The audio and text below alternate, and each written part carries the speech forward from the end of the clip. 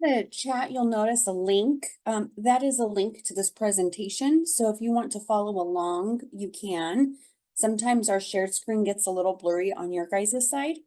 So you're welcome to following along on the link.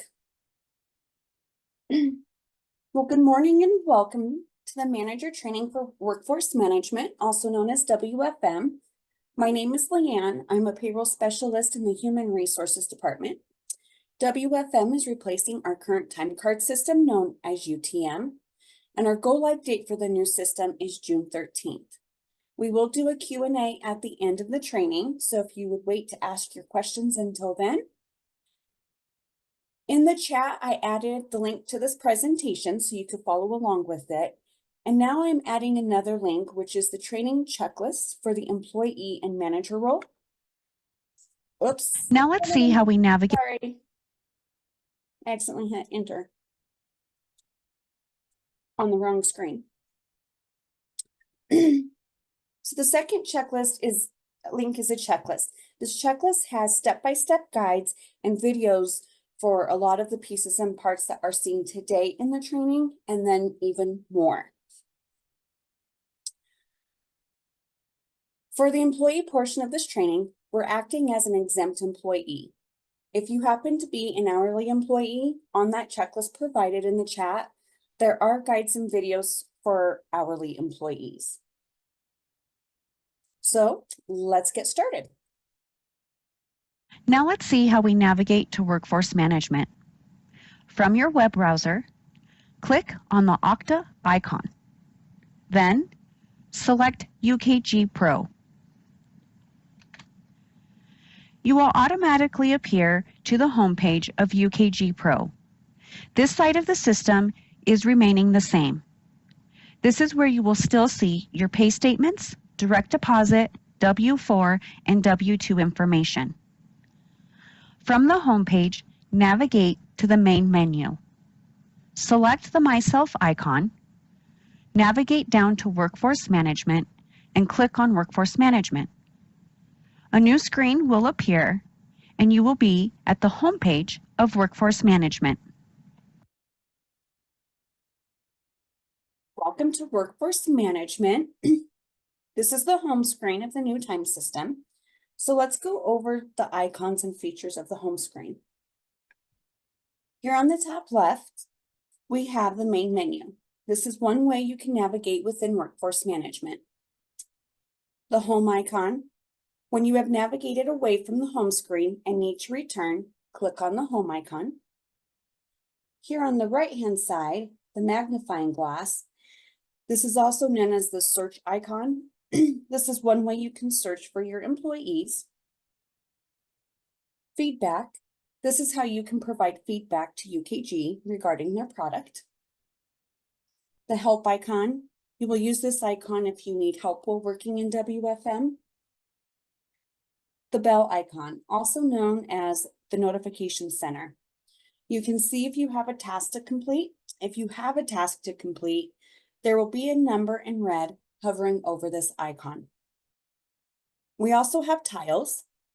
The tiles are ways you can navigate within Workforce Management. The first one is the My Time Card tile. This is how you can navigate to your time card for you as an employee. The Manage Time Cards. This is one way you can open your employees' time cards.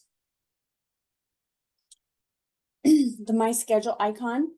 This is how you will submit time off requests in the system. The My Notifications tile. This is how you can see exactly what type of task you need to complete. So remember how I had said, if you have a notification on this bell icon, you will have a number hovering over it. On this tile, in the gray circle, there will be a number, and that's how you will know exactly which task you need to complete. Then we have the My Business Processes tile. This is how you assign manager delegation to another supervisor.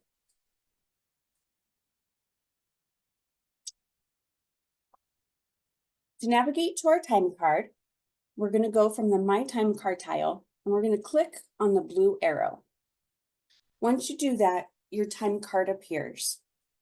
So as you see for an exempt employee, your time card auto-populates as it does now. And we're also only seeing 1 week at a time. This is a little bit of a change management piece, and it'll take a little bit of time to get used to, but over time, I think you'll get accustomed to this change. Let's start by going over the features of the time card. We have previous, today, and next. This is how you navigate between pay weeks in the pay period. Add new. This is how you add any additional pay code other than hours worked to the time card. And list view. This displays each day in a stacked view for the selected time frame. Each day lists hours worked, pay codes, daily total, and total time to date. The approve icon, this is how you submit and approve your time card as an employee. And then the remove approval. This is how you can remove your approval. Sometimes we submit our time card and we forgot that we needed to add a comment or add another pay code to our time card. So if this is the case, then you would remove your approval, make the necessary changes, and then reapprove your time card. Over here on the right, we have the calendar. This is how you select a different time period to view. You always come into your time card sitting in the current pay period. So if you needed to see the previous pay period or a future pay period, you would use this calendar icon to navigate that way. We have the share icon. This is how you can print your time card and save. This is what you'll click save to save your time card after you've entered any hours or changes on the time card. You'll also see that we have these tabs here on the bottom. So we have the totals tab, accruals tab, audits tab, and historical corrections. Totals tab, this displays the total hours on your time card by pay code and GL/JL keys. Accruals, this is where your accrual balances will be displayed. So this is where our accruals will now live. Audits, this displays audit details including comments, corrections, requests, time card sign-offs, and approvals that have been posted to a time card. And then historical corrections. If you have an adjustment to your time card from a previous pay period that's already been processed, this is where that correction will sit. We also have each day on the time card. And then we have this week column and a time frame column. The week column is how you see what your time card is doing for each individual week. And the time frame column is how you see what your entire time card is doing for the entire time frame. So time frame captures both week 1 and 2, and week captures the week that you're sitting in.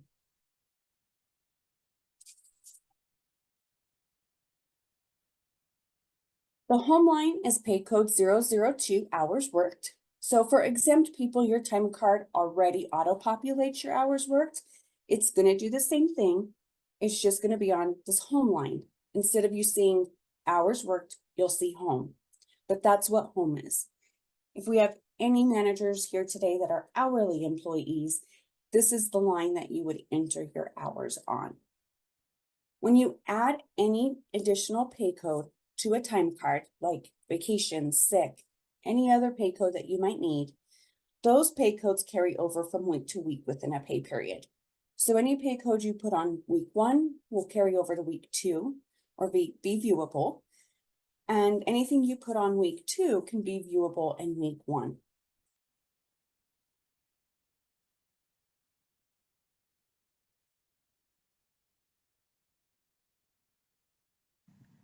Now we're going to learn how to enter additional pay codes to the time card. From the time card, ensure you are on the correct pay period. On the Actions toolbar, we're going to click on the Add New icon. Our project box slider appears. From the pay code drop-down box, either scroll using the scroll bar or enter the pay code name. Select the pay code. Then click on Apply. The pay code you selected is now on your time card. Enter the hours for this pay code on the desired date. Once done, click Save. You will repeat these steps for each additional pay code needed within a pay period. For entering FMLA on your time card, employees, managers, and payroll reps can enter FMLA on the time card. Employees only gain access to the FMLA pay code once they've been approved for FMLA. That FMLA pay code will appear in that drop-down pay code menu. When the FMLA pay code is used, accruals will automatically populate on the time card in the following order: sick leave, admin leave, holiday, comp taken, and vacation. Once accruals are exhausted, then the sick leave without pay will automatically populate to the time card. A step-by-step guide and video for entering FMLA on your time card are on the HR payroll website, as well as on the checklist that we put in the chat. Please utilize those resources if you need to add FMLA to your time card. And for any questions regarding FMLA, please contact the leave specialist at hr_FMLA@co.larimer.co.us. For holiday deferred, this chart lists all of the reasons why a holiday would be deferred. For exempt employees, best practice is that exempt employees should only defer the holiday if they actually worked on the holiday. However, there may be some exceptions, so please check with your HR generalist regarding exceptions to your office. Our first WFM pay period, June 13th through June 26th, does have a holiday on that pay period. We're going to refer you to the reference guide, Defer the Holiday, for how to defer when worked on the holiday, defer when worked extra hours, worked on the holiday and extra hours, as well as how exempt work on the holiday. In this slide deck as well, I have the video for it. It's just hidden, so you can view that later as well.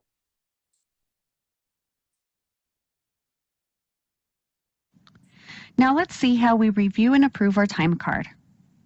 On the time card, look at the week column for each week of the pay period and make sure your hours are accurate. At the bottom of the time card, select the Totals tab. From the first drop-down menu, select the time frame in which you would like to view. All or daily are the preferred method. We're going to select all. From the second drop-down menu, select how you would like to view the totals. You can view totals by pay code, all, location and job, cost center, or labor category. We're going to select pay code. Verify that the hours on your time card match those associated with the Totals tab. Hours worked matches hours worked. Any vacation or sick totals on the time card match in the Totals tab. If there is a holiday, make sure your holiday's hours match accordingly. Pay attention to the total paid hours. This is how many hours you will be paid for that pay period. Once you have reviewed your time card and ensured it for accuracy, you will approve it. From the Actions toolbar, select the Approve icon. The Confirm Attestation slider box appears. Select Approve to certify that your time card is accurate. Then click Submit. Once you have approved your time card, the background color of the time card changes to a yellow background.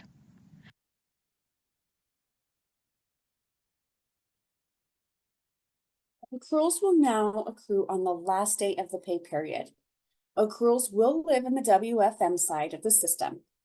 You can see current and future balances on the time card, and as you earn them, you can use them. Once you have earned your accruals, they are available to use on the last day of the pay period. You or your employee must be in paid status for at least half the pay period to earn your accruals. Paid status is when you have either worked and or used earned leave time for at least half of your scheduled worked hours in the pay period. For example, if you are scheduled to work 80 hours in a pay period, then you must use at least 40 hours or more of the below actions. These actions can either be a combination of worked hours and earned leave time or just one of the actions. You should have worked at least 20 hours in the pay period. So if we worked 20 hours in the pay period, while also using at least 20 hours of vacation time, that would place you in paid status. Then you would earn your accruals and they would be earned on that last day of the pay period.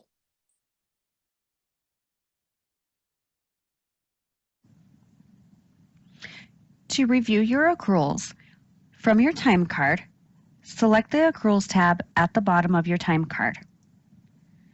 There are two columns to see your accruals: balance on selected day and balance with future takings subtracted. For balance on selected day, select the day on your time card to see the accrual balance of that day. Balance with future takings subtracted. Select the day on your time card to see the accrual balance with future time off requests or future time off that has been entered into your time card. To verify you received your accruals at the end of the pay period, select the day before the last day of the pay period on your time card. Look at the balance on selected day. Then, select the last day of the pay period on your time card. Look at the balance on selected day. Your accruals should have increased accordingly. To verify your time off request reduces your accrual balance, select the day before your paid leave on your time card. Look at balance on selected day. Then, select the day of your paid leave on your time card. Look at balance on selected day. Your accrual balance should have decreased accordingly.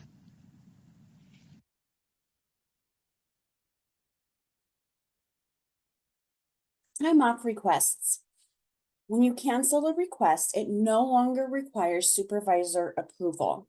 So if this goes for you as an employee, if you cancel your request, it's just canceled and the time goes back into your accrual bank. The same goes for your staff. If any of your direct reports cancels off their time request, you will no longer receive a request to approve the cancellation. So that's kind of a really nice feature. Approved requests will automatically populate in the time card, and they will automatically reduce the future accrual balance. So that balance with future days with takings. And then the system will automatically deny a request if the employee doesn't have enough takings for time off, or if the employee won't have enough takings for the future request, like in the future, there won't be enough time. Please do not enter time off requests in UTM for any time starting June 13th and forward. Please wait until go live to enter them in WFM. Now let's see how we request time off. From the home screen of WFM, on the My Schedule tile, click the blue arrow. The My Schedule page now appears. On the top right, click on the Request drop-down. Select Time Off.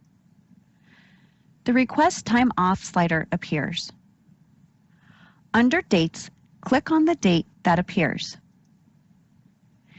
Remove days from the selection by clicking on the day you wish to remove. Then, select the applicable date or dates from the calendar that you wish to request off. Select Apply. Under Deduct From, select the pay code for the time off. For this example, we're going to select Vacation. Under Duration, select the following hours. For start time, enter the time you want to start time off. For example, 8 a.m. For duration, enter the amount of hours needed for the day. So, as you see, we selected 3 days. For each day, I want 8 hours. So I'm going to select 8 hours. You can now do one of the following. You can add comments to the request before submitting it by clicking Review, or submit the request now by selecting Submit. Once the time off request is submitted, an alert will be sent to your supervisor. When done, click on Done. So before we start your manager role, the reason why we need you to not put any requests in UTM for June 13th and forward is because we have to manually pull up accrual balances from UTM and upload them into WFM. And none of that time off request will flow over to WFM. So when we pull accrual balances on June 19th and load them up into WFM, if there was any time off for June 13th and forward in the system, your accrual balance is going to be incorrect. Same thing goes for any of your staff. So if you have any staff that has requested time off starting June 13th and forward, the time off request needs to wait. On June 19th, you'd be able to put it in the new system. So please make sure there is no time off from June 13th forward in UTM. Now we're going to start you as the manager role. To search for an employee, on the toolbar at the top of any page, select the magnifying glass to open the employee search pane. In the search field, enter the last name or ID of the employee you want to find. Select Search. The results appear in a list. Select the checkbox of the record that you want to view and select the Go To navigate to the following pages: time card, schedule, or reports.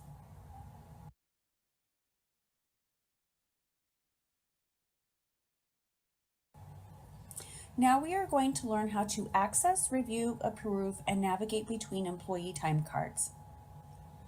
From the Manage Time Cards tile, click the blue arrow. Your employee time cards appear. First, ensure you are in the correct pay period. Second, make sure the background color of the time card is yellow. If it is not yellow, then the employee has not approved their time card. Review the time card for accuracy. Look at the week column for each week of the pay period and make sure the hours are accurate. To navigate between week 1 and 2, you'll select either the next icon or the previous icon. Select the Totals tab at the bottom of the time card. Verify that the total hours on the time card match those associated with the Totals tab. Hours worked under time frame match hours worked on the Totals tab. Any sick or vacation on the time frame match sick and vacation on the Totals tab. If there is a holiday, make sure the holiday hours match accordingly. Pay attention to the total paid hours, as this is how many hours your employee will be paid. Once you have reviewed the time card and ensured it is accurate, you will approve it. From the Action toolbar, select Approve. Once you have approved the time card, the background color of the time card changes to a green background. Now go to the next employee time card by either using the employee drop-down name or the arrows next to the employee name. For each time card, verify for accuracy and then approve the time card.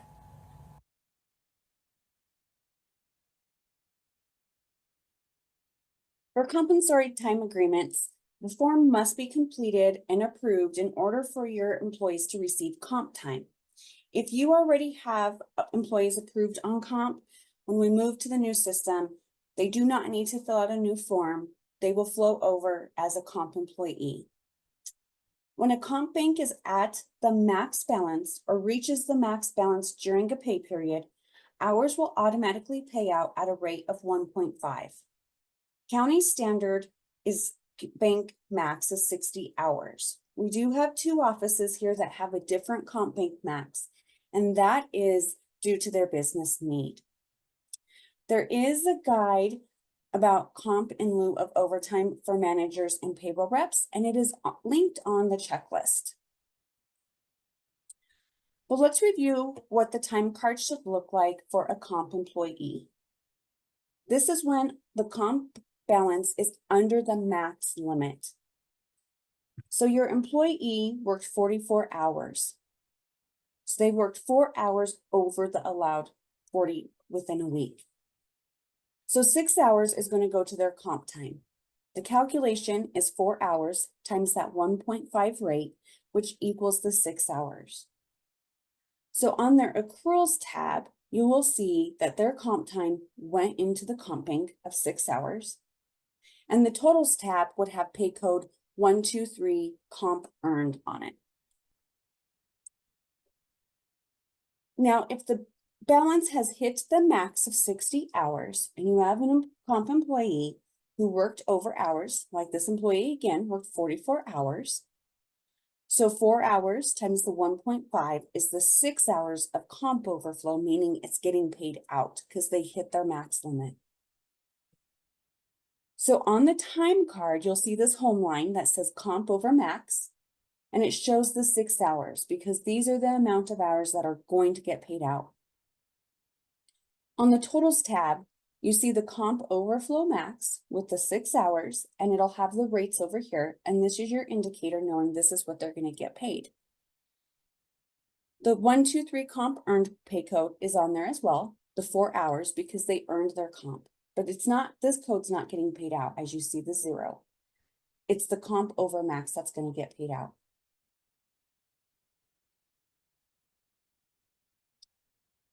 Now to review your employees' time cards for the holiday deferred. If the employee worked on the holiday, you will see worked time on our home line on the actual holiday. Then you see the holiday decrease down to 0. On the totals tab of the time card, you'll see pay code 109 holiday credit for the amount of hours that they worked on that holiday. What that means is that this amount of time is going into their holiday bank. And as you see under the wages, it's at a 0 because they're not actually getting paid that. If your employee worked extra hours within a holiday week, but not on the holiday. So our employee worked 40 hours on a holiday week.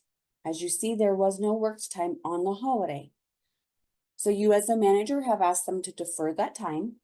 So they have entered their holiday deferral code onto their time card. The holiday again decreases to the based off of the amount of hours needing to be deferred. And then on the totals tab, you'll see how many hours they've worked, plus pay code 108 holiday deferred, and how many hours that was. What this means is the holiday deferred means is 8 hours are going into their holiday bank. Now, if you have an employee that was the two combinations where they worked on the holiday and had some extra hours worked within the holiday week. So again, our home line is pay code hours worked. So we see that we worked 4 hours on the holiday. But as you see, we also worked 40 hours within the holiday week. So we need to defer some time. So your employee put their holiday deferred pay code in, enter the number of hours that needed to get deferred. The holiday dropped and reduced based off of being worked and deferring. Then on the totals tab, you'll see how many hours they worked. Then you'll see both pay code 108 holiday deferred and holiday credit on the time card with the associated hours. It'll be the credit for the hours worked on the holiday and the deferred for the extra hours that are needing to be deferred.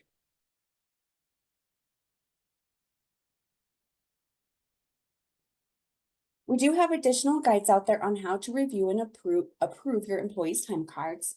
So some of the guides are how to approve a single employee time card, which is the example we used in today's training, how to approve multiple employees' time cards, and how to confirm that all of your employee time cards have been approved by you. These guides are on the checklist that was provided at the beginning of the chat. They are also on the HR Payroll website. Now, as a manager, you have to review and approve time off requests. And I really apologize, we don't have a video for this one. We're working on getting the video. Some of our settings got turned off by accident, so we weren't able to get you a video. So we're going to work through it with this. As a manager, when your employee requests time off, you are going to get a notification. You'll receive an email. Then when you get to your home page of Workforce Management, your little bell icon is going to have a red number hovering over it. And then on your My Notifications tile, in your gray box, you're going to have a number for the employee requests. So time off requests will fall under My Employee Requests. So from this tile, you will click on the blue arrow. Once you click on the blue arrow, you now enter the Notification Center. This is what a request in the Notification Center will look like. So it'll say next to request, time off request. It'll give you the employee's name that is requesting it, the date that they put the request in. Again, it shows their employee name and ID, and then the request period, the dates that they're asking for off, and the duration. So as you can see, this person's going to get 32 hours each day. So they did it wrong. I would definitely cancel it. As you saw in your time off request, let's say they needed just 2 days, but they were taking 2 full days. This should say 8 hours. Once you have reviewed this and made sure it's accurate, you will click this little box here next to the request. Then this details slider box appears, and you can review their accrual balance under here. You can review the requested dates under here, what pay code they're asking for, if there's a comment on it. I accidentally clicked my slide. So you can review all of the detailed information of that request once you click the little gray arrow box. Then in the details side panel, it'll be up on the upper right hand of the toolbar. You can add a comment. To add a comment, you would select the add comment icon, and then you can add a comment to the request. And then you can approve it or refuse it. So again, the example I showed you is incorrect because it's going to put 32 hours each day, 32 hours on each day of their request. So I probably would refuse it and have them redo it. Or you can edit the request. So if you see that they have that issue, like we were showing you, you can edit their request for them. You can fix it for them. So once you approve it or refuse it, your employee will get a notification alert that their request has either been approved or denied. And then from that toolbar, you're going to select Mark Done. If you don't select Mark Done, in the Notification Center, those gray boxes will just sit there and remain and remain and remain until you mark them as done. As soon as we can get a video for that on this slide and out on the checklist, we will definitely be adding a better video for that for you. Again, just the emphasis of do not enter any future time off in UTM. Please do not approve any of your employees' time in UTM from June 13th and forward. We really need to wait until go live for that time.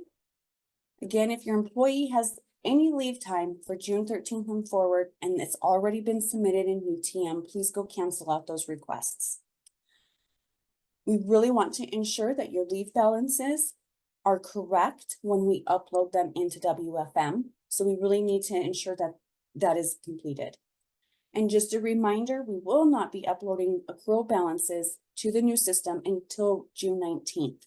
We have to wait until we have confirmed and processed the payroll before we can pull over those balances. So you won't be able to enter any time off requests for June 13th and forward in the new system until June 19th. So don't panic when you get in there on June 13th and realize you don't have a balance. You do, it's just not uploaded yet. Now we're going to go over delegating to another supervisor.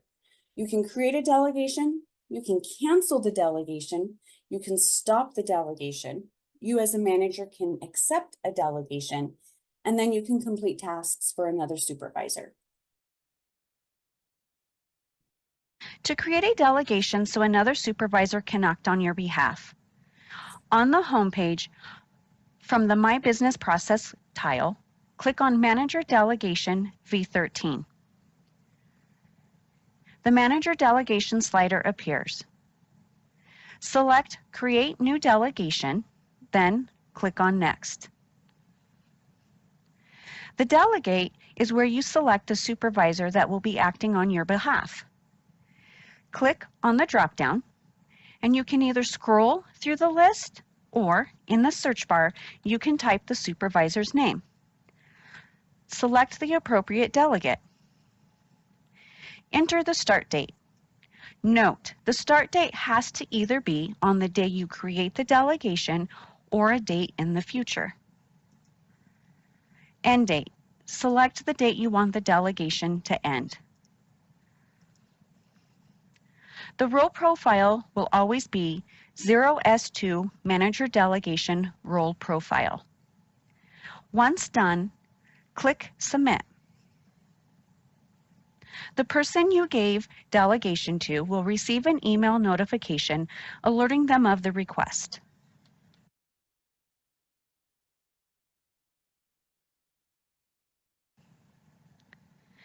To accept a delegation, this is so you can act on behalf of another supervisor. On the home page, from the My Notifications tile, click on Tasks. Select the delegation notification received in the Control Center. Select Accept or Reject. Then click on Submit. You now must log out of WFM, then log back in to be able to switch roles.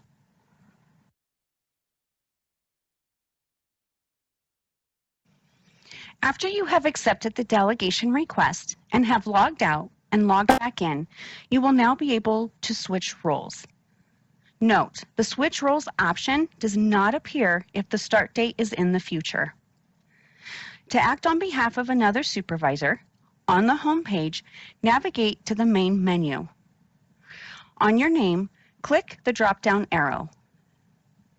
Under Roles, navigate to Delegated Roles. Select the name of the person whose authority you are taking. This will take you to the WFM homepage as the acting delegate. Complete the necessary tasks. Then, to return back to your role, navigate back to the main menu, click the drop-down arrow by your name. Under Roles, select Initial Role. This will take you back to your WFM homepage. These are a feature within WFM. They are a configurable tool that can be used for analyzing data, extracting data, and taking actions on a group of employees. As you can see here, a data view is a table view of data that can be personalized, it can be filtered, or made into charts.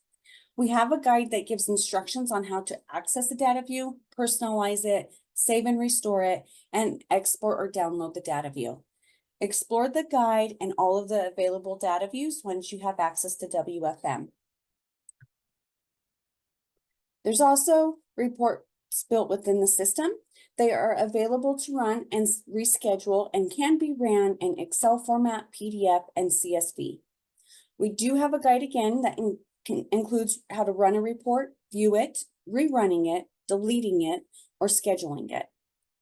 Our business intelligence and business analytics will still remain, and that is on that UKG Pro side.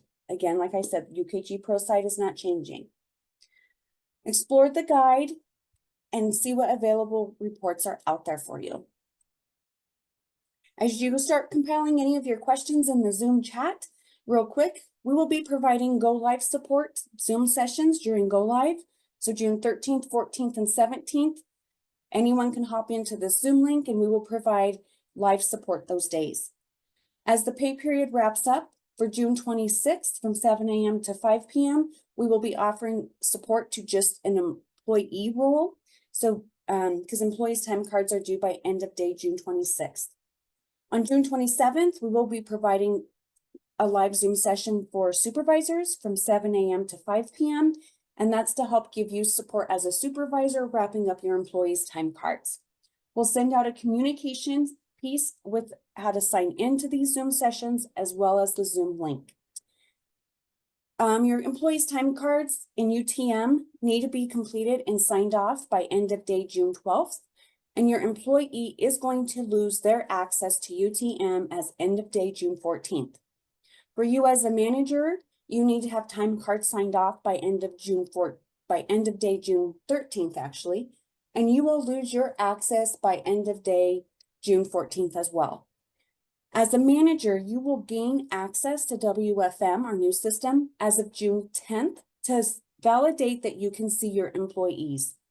Again, use one of the guides on the checklist of how you can find your employees, and then just validate that you can see your employees. Your employees will not have access to WFM until June 13th. Do we have any questions out there? Yes, we do. To clarify, when you say earned accruals are available on the last day of the pay period, does that mean someone can use an accrual from that pay period only on the last day of the pay period, anytime in that pay period, or only in a future pay period? That is a very, very great question. What that means is that they can use that accrual only on the last day of the that pay period that they earned it, and then also in the future, anytime in the future, in any future pay period. Because once they've earned it, it's gone into their accrual bank. So they can only use it on that last day and then moving forward. So sometimes we need employees to make their time card whole. To make their time card whole, it will all fall on that last day of the pay period now. You are very welcome. You cannot leave a delegation open-ended in the system. So just put a really crazy, redonkulous end date in there for the future, a super in the future end date. But no, you cannot keep delegation open-ended in this system. We have a poll that we just sent out. If you guys want to go ahead and answer the training survey question. And if you still have more questions, please pop them in the chat. We'll keep working them. I know we're getting close on time here. Definitely bookmark the checklist that was put in the chat. It is going to be your friend during Go Live, and probably for the next couple pay periods as you start learning how to navigate through WFM. Again, you are more than welcome to keep the link to this presentation and keep reviewing it. A lot of as you can tell, there was videos in there. So please keep whatever resource you need at your disposal. If we do not have any more questions, I'm going to let you guys go about your day. I hope you have a wonderful day. Thank you for joining this early session, and reach out if you have any other questions. Thank you so much. Have a good day.